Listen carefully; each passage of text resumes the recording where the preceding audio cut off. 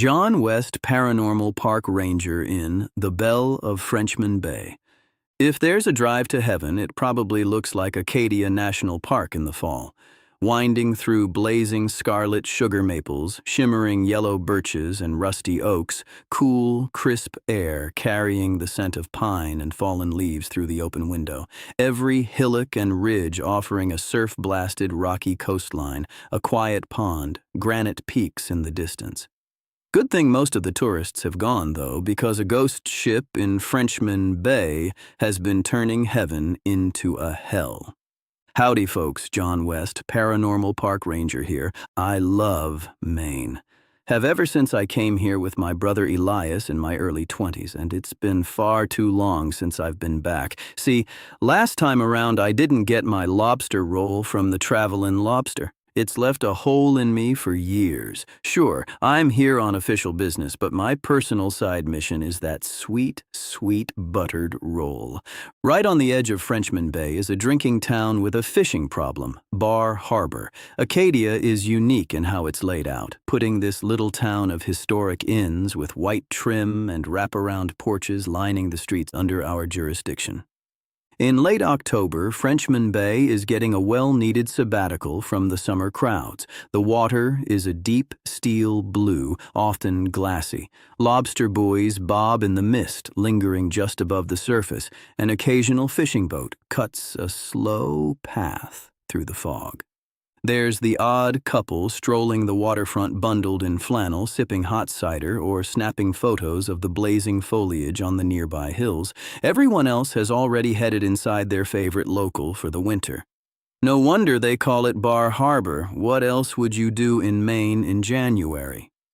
My investigation begins, like most things in Maine, at a bar perched at the edge of the bay. The Bar Harbor Inn is one of the oldest establishments in town. The walls are covered in maps, and the air smells faintly of the sea and coffee. I see my partner for the case waiting for me inside, Ranger Silas Gray. Ocean Ranger, that is.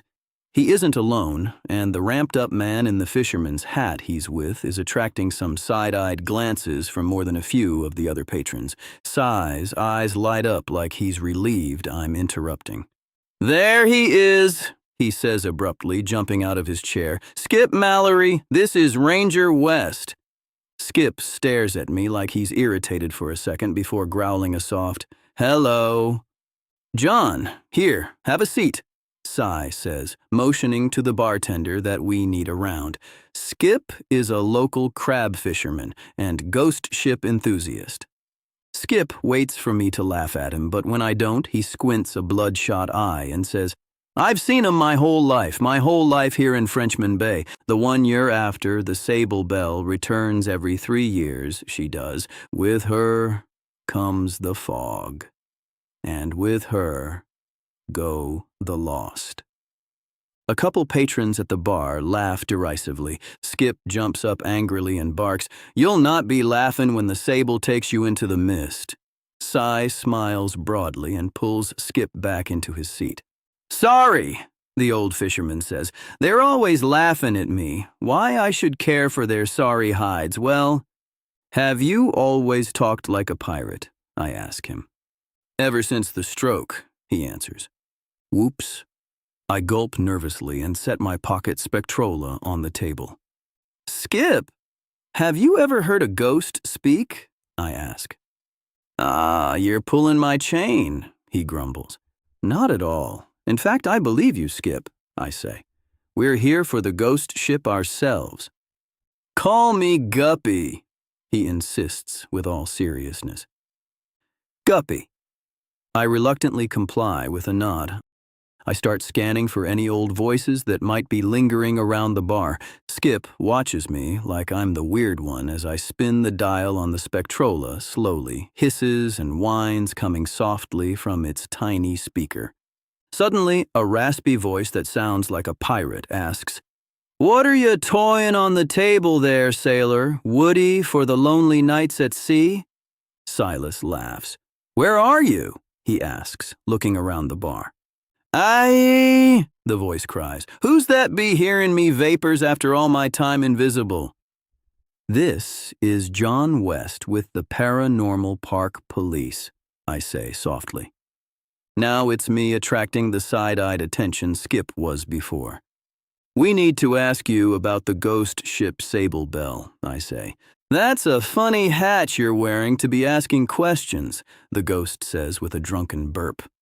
Standard issue uniform, I say. Can you help us or not? Ooh, pushy for a pansy, the voice cackles. I hear the faint noise of laughter in the background. Yar, the Belle was Mad Captain Caleb Thorne's ship, the voice continues. Lost to the fog in 1823. He shouldn't have been out that day. Mad like we all were for the ice char. The rarest catch of them all, he was. Still, he gives chase, never free, never setting his crew free, tortured by the one prize he could never catch. Hey! The bartender interrupts loudly. Turn off your radio. People are trying to have conversations in here. I do so, and the bar returns to the awkward, complete silence that it was under before. Sorry to ruin the mood, folks, I say, standing up.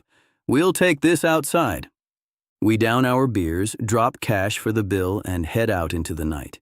Skip's eyes are wide with wonder, and he asks, Was that a ghost you were talking to in there? Could be, Guppy, I say, wincing at the nickname. Do you know where the Belle can be found? You bet I do, he says. I can take you there tonight. I exchange nods with sigh. Let me get some gear out of my truck, he says. I think I've got just the tool for this sort of thing. Skip's boat, the Newhart, is painted deep blue. It sits low in the water, and the open deck is lined with bait barrels, ropes, and traps stacked like crates. There's a small wheelhouse with just enough room for Skip and a thermos of strong coffee. We load up and then push through the cold Atlantic into the bay. The fog is rolling in faster than I've ever seen before as the Spectrola picks up whispers and fragments of old sea shanties. The only other sound is the gentle hum of the diesel engine. Skip makes the sign of the cross. Religious man? I ask. No. Superstitious, he answers. The fog is growing thicker by the minute. You can hardly see out here, I say. Aye, I could sail this bay blind. I've known her so long. Others aren't so lucky. It's the fog that takes them, not the ghosts, Skip explains. You're dashed against the shore before you even know it in fog this thick. That's what I try to warn about. I tell them, come fall, stay away from the bay every third day. Maybe they're just laughing because it rhymes, Cy suggests. Skip thinks about what he said and chuckles. Yeah, maybe. The ice char, that's the rarest catch in all New England, isn't it? I ask. None rarer, Cy answers distantly. You seem like you know something about it, I say. A darkness falls over Cy as he says, all men who sail the northeastern seas have been under the spell of the ice char at one point or another in their lives. Me, I was foolish enough to think I could catch one many years ago.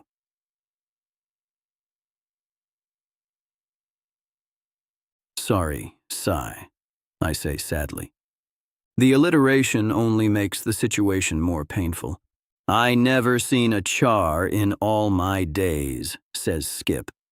Cy pulls a long drink from his styrofoam cup of coffee and says, Consider yourself lucky, Guppy, because once you've seen it shining. The fog continues to billow and churn. I can't even see the water anymore. Cy takes a deep breath and says, 3 times the icy char has appeared on my sonar. Twice I've seen it with my own eyes. Once, I almost caught it myself. The Spectrola starts to whine. Cy grimaces and continues. The water must be deathly cold to find an ice char in it, cold like it is tonight. Hey there, Cy, I say, trying to lighten the mood. Don't go all Ahab on me now. Cy's steely stance breaks and he laughs. Sure, he says, you don't have to worry. I understand as well as anyone, Skip says. You want proof. You want vindication. We all do. And it seems that if you don't get it in this life, Cy says. Well, we're coming up on it now, Skip tells us. This is where she'll be. There's a sudden window in the fog, and the Sable Belle appears in a flash of heat lightning, a huge 18th century schooner, its twin masts rising against the fog, sails torn and flapping listlessly in a wind that doesn't touch the living. The hull is weather-beaten and black, covered in centuries of barnacles. Ropes dangle loose, swaying like nooses, and the figurehead, once proud, now wears an agonized frown. Her lanterns glow with a cold, bluish light. "It's the Belle!" Skip gasps. I see Cy turn away, trying his best to garner courage. "What are you going to do, Ranger?" Skip asks me. I pass the question on. "What's the plan, Ocean Ranger?" Cy turns back around, ready for action. "We've got to board her," he says. "Can you board a ghost?" I ask, surprised. "You have to talk to a ghost captain," he explains. "Ah," I say, as if this made sense. "So, you've done this before?" "Too many times," he says wearily. "Take us to her, Guppy." Skip's mumbling prayers from every religion he knows under his breath as he positions us beside the ghost ship. It smells like rotting wood and wet canvas. Cy's taken an HQ device from his pouch, a specialized grappling hook. He presses a button at the hook's base and it starts to glow orange. "The grappler can catch onto non-corporeal structures like the ship," he explains as he whips it in tight circles over his head to build momentum. "The deck will hold us once we're on board." He lets the hook fly, it catches the nearby man rope, and after a lot of struggle, we're standing on the deck. The Belle feels alive. I swear I can detect a movement like breathing from the planks of the deck, in and out, and voices on the wind, and the flickering shadows of her ghostly crew in the otherworldly blue light of the ship's lanterns. Suddenly, the captain himself materializes before us. His coat is tattered and dripping seawater, his tricorn hat shadowing glowing, storm-tossed eyes that seem to search through us. He raises a hand in solemn salute, and then speaks a curse, long forgotten. "Find me the ice char," emanates like an echoing cave wind from his gaping jaws. "Break me from this agony." And then he exhales a shriek so icy cold it cuts right through us. Before we can turn to one another, the ship is gone, and Cy and I fall into the freezing water. Skip fishes us out of the bay and offers some warm clothes for us to change into. Mine are too big and Cy's too small, but it's a lot better than freezing to death, as far as I know. "Chili?" Skip asks as I sip on a cold meal from a dirty thermos cup. "No, soup," I answer. "What was he like? What was the ship like?" the goofy fisherman asks me with great intrigue. "Thorn. He looked sad as a skull can look anyways, and the ship looked as though it had just been lifted from the bottom of the bay." Skip's eyes glaze over as he imagines. Meanwhile, Cy is setting up his sonar on a pile of lobster crates. "If there's a char to be found in Frenchman's Bay, this will find it," he says, as the old WW2 issue-looking device starts to ping. I can see on the display that there is plenty of supernatural activity under the surface of the water, but from the look on Cy's face, I know it's nothing we're after. "Where's the deepest part of the bay?" he asks Skip. "She's near 300 feet at her deepest. I'll take you there now," he answers. As the Newhart putters through the fog, Cy continues his search. He's more than focused, he's obsessed. "Want some more coffee?" Skip asks. "Nah," I answer. Skip's coffee tastes worse than Starbucks. "Think we have any chance of finding the fish?" "Well, char only pass through our bay once a year, if they come through at all, as the sea currents change with the seasons. That's why Captain Thorn comes back in October. But it's the perfect coincidence, me knowing where the Belle appears. You two, with your bizarre contraptions, perfect fog. It's as good a chance as Thorn'll get.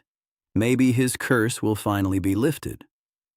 Who placed the curse, anyways? I ask. The fish? A desire curse is one you place on yourself, Sai explains. Those are always the hardest to break. Yep, a man will go mad if he can't get what he wants. Anything you never got? Skip asks me. Oh, plenty. Guess I'm lucky, because I didn't really want 'em that much to begin with, I answer. I'm blessed with mild apathy. The sonar starts to ping as its green screen casts an eerie pall across Sai's greedy gaze. Ice char, he whispers. No way! You found one, eh?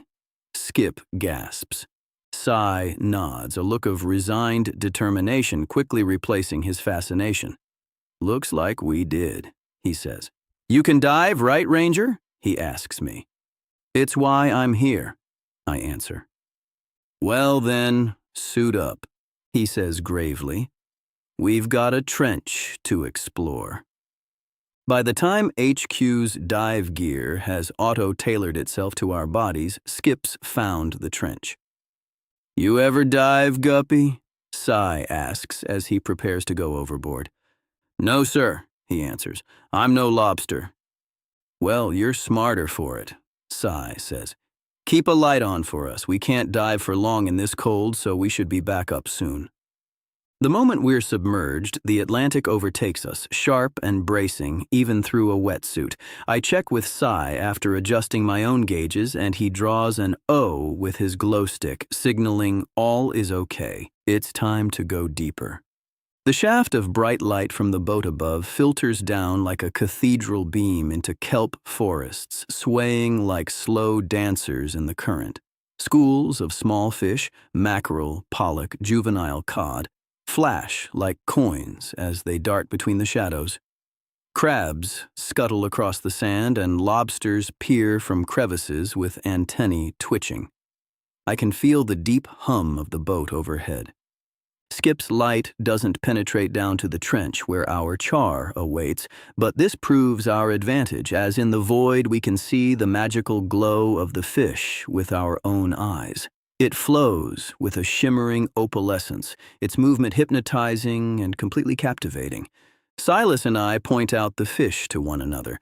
It's impossible to tell. Is it luring us deeper into the trench? Are there more than one? Is there anything there at all, or are we imagining things? The noise of the motor fades away as the pressure builds. I adjust my gauges as we dare to dive deeper.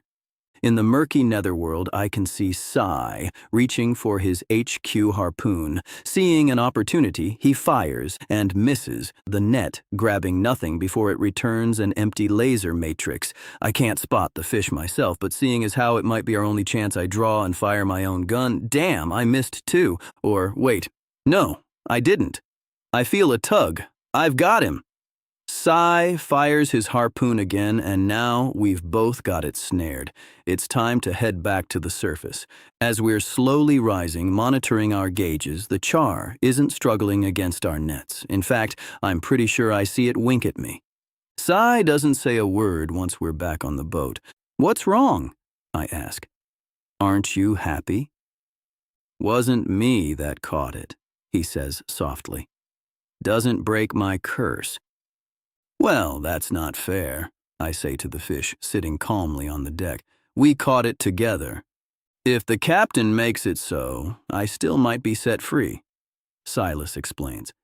But it's only he can make the call. Then get this boat moving, Guppy, I cry. Take us back to the Belle. Just as before, a crash of lightning heralds the reappearance of the ghost ship Sable Belle. You coming this time, Guppy? Sai asks. Skip looks confused, then scared, then too excited to speak. I would love to come, Ranger, he says with complete earnestness. So, I can stay behind? I joke. It was you who caught the fish, Sai says. Captain Thorn can only deal with you. Great, I sigh. Skip doesn't have the upper body strength we do, and so we have to pull him onto the deck. Oh, my God, I hear him sing to himself as he looks the ship over.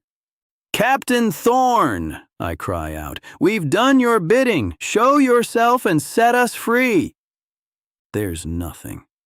Sai reaches into the bag on his back and pulls the fish out. It's not dead, but it's not flailing. It's breathing calmly as if it were underwater. Thorne! He cries, offering the fish with a thrust of his hands. A giant wave crashes onto the deck of the schooner, and when it's receded, Thorne is there. Skip grabs my shirt and squeals. It's him! Give him the fish! Give him the fish! What's that you've got there, sailor? The ghost captain asks as he floats towards us. Could it be? No. Is it? It's your ice char, Thorne, I cry.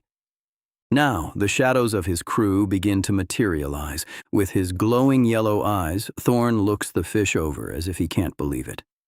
You've done it, he says softly. Boys, he now hollers. Boys, we're free. The sailors fully materialize for a split second, and then their tears of relief and whoops of joy are gone in an instant, and so are they. The mast of the ship fades into the fog. The planks stop breathing. The eerie blue light of the lanterns returns to its natural yellow glow for one moment before all are extinguished at once. What about me? Sai cries desperately as the ship and his chance at freedom fade away. I helped him catch the fish. Am I released? The image of Thorne drains away from his feet on up to his knees, to his waist, and then his chest. All that's left is a floating skull as he utters the words, You are free, Ranger. He and the ship then disappear forever, and we are again plunged into the sea. The fog recedes instantly, and we are able to find the Newhart by moonlight. How about that? I ask Skip once we're all headed back to harbor. How about that, John? He repeats, smiling. Vindication! The next morning I wake up with a raging hangover from our celebration. I've never seen Sai so peaceful, and I can't imagine how a ghost ship truther must feel after finally coming face to face with his white whale. I get some eggs and bacon that I can't hardly stomach.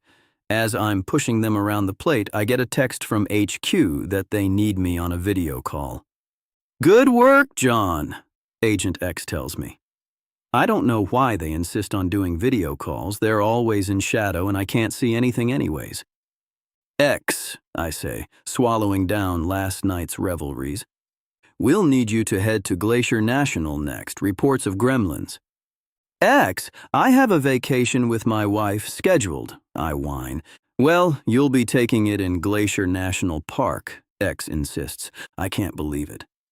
I have a flight and room booked for Mexico, though. Mexico, X, warmth, tequila, tacos. I'm sorry for the timing, but you're the only one we can depend on, he says. You know, you say that a lot, but I still haven't gotten my raise, I remind him. Tell you what, we'll talk raises after your next assignment, all right? He says. I sigh and almost puke. I don't ever argue. Who knows who's in charge at HQ anyways? Could be some god I don't want to piss off or something, and they'd take away my park pass if I quit. That's an $80 value. You at least going to get a nice room for Mary and me? As a government agency, John, X starts. I finish for him. We can't be spending taxpayer money on luxuries. I know. Thank you for understanding, John, X says. Details will be sent soon. I can't fly on assignments for some secret reason or another, so that means I'll be driving all the way to Glacier, but not before I get that lobster roll. Folks often get mayo on their lobster roll, but then to me, it just tastes like tuna salad. I get the hot roll. That's just butter and lobster, baby. I'm there at opening, and the employee at the window hates me for it. But I give him a nice tip, and he manages a half-hearted New England thank ye. I carry the little loaf of love back to my car, then drive to where I can look out over the bay at the autumn-colored islands glowing in the morning sun. It's been 7 years I've dreamt of this meal. With one bite, my hangover is cured and my desires are fulfilled. It's a hell of a thing to finally get what you've been missing. From my experience, we have to go after what we want in this life, or we may be forced to keep seeking it long after it's over. Anywho, thanks for listening, folks. Should you be plagued by ghost ships or simply dislike seafood, don't worry, because John West, Paranormal Park Ranger, has got you covered.